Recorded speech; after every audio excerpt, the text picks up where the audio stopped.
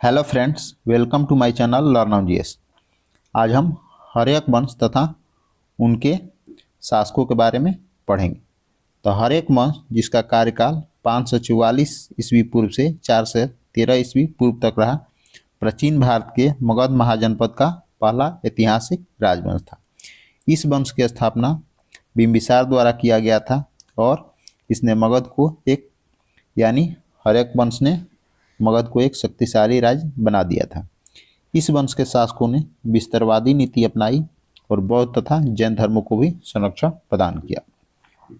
हर्यक वंश के प्रथम शासक जिसने हर्यक वंश की स्थापना किया था बिंबिसार था, जिसका कार्यकाल 544 से 492 ईस्वी पूर्व तक रहा। हर्यक वंश की राजधानी राजगृह थी, यानी जब बिंबिसार थे तो हर्यक वंश की राजधानी राजगृह थी। अब हर्यक वंश के विस्तारवादी नीति में बिंबिसार द्वारा विवाह संबंधों के माध्यम से अपने राज्य का विस्तार किया गया। बिंबिसार द्वारा कौशल राजकुमारी वैशाली देवी से विवाह कर कौशल के साथ संबंध मजबूत किया गया तथा उन्हें काशी दहेज रूप में भी प्राप्त हुआ। लिच्छवी राजकुमारी कुमारी चेलना से भी विवाह कर वैशाली के साथ मित्रता प्राप्त की तथा मध्य देश की राजकुमारी क्षेमा से भी विवाह कर पंजाब क्षेत्र में संबंध स्थापित किया गया बिंबिसार द्वारा। बिंबिसार ने सैन्य और प्रशासन क्षेत्र में अंगराज, जो वर्तमान में बिहार और बंगाल का क्षेत्र है, वहां विजय प्राप्त कर अपने पुत्र अजातशत्रु को अंग का शासक बना दिया था। बिंबिसार के समय व्यापार और कृषि को भी बढ़ावा प्राप्त हुआ। वहीं धार्मिक नीति में बिंबिसार के समय बौद्ध तथा जैन धर्म को संरक्षण प्रदान किया गया, क्योंकि बुद्ध और महावीर दोनों समकालीन थे तथा बौद्ध ग्रंथों में बिंबिसार को बुद्ध का मित्र भी कहा गया है।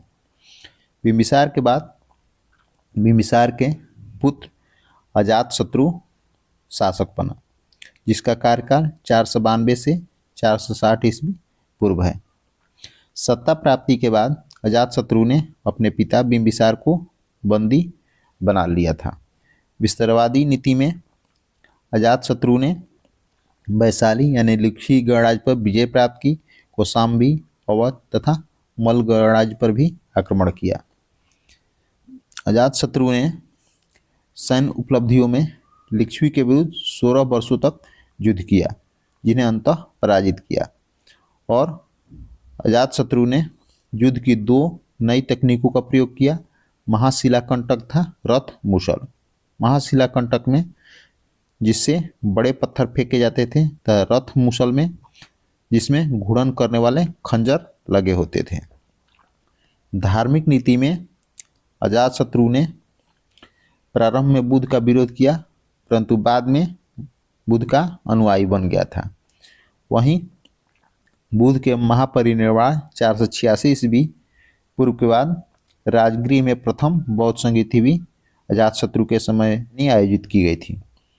अजातशत्रु के बाद अजातशत्रु के पुत्र उदयन हर्यक वंश का शासक बना, जिसका कार्यकाल 460 से 444 ईस्वी पूर्व तक रहा।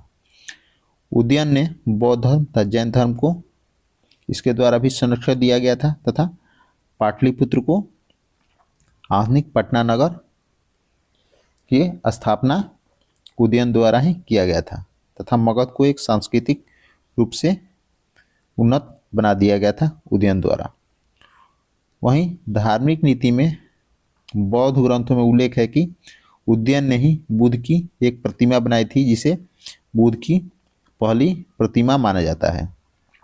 उदयन द्वारा भी बौद्ध एवं जैन मठों को दान दिए गए थे।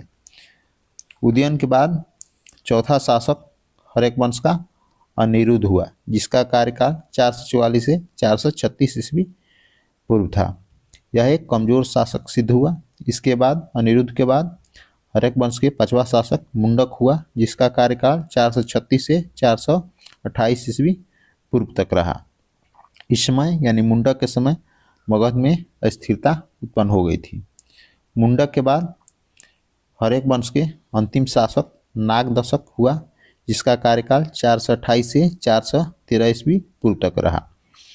और इसी समय हर्यक वंश का अंत हो गया और यह हर्यक वंश का अंतिम शासक हुआ।